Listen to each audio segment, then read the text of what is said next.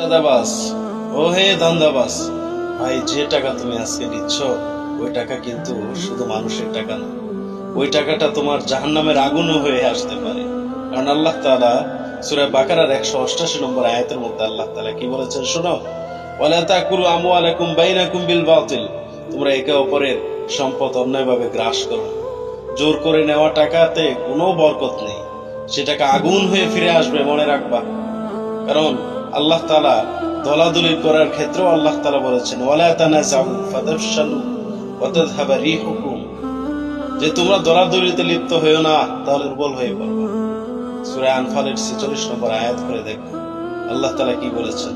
দলাদলি করো, চাঁদাবাজি করো, সবকিছু করো, একসময় সবকিছু কিন্তু ধ্বংস হয়ে যাবে। কারণ আল্লাহ তাআলার দিকে আসো, কারণ দলাদলি ছেড়ে দাও, এক হয়ে যাও। কারণ কবর কোনো দলের হবে না, কবর হবে একা।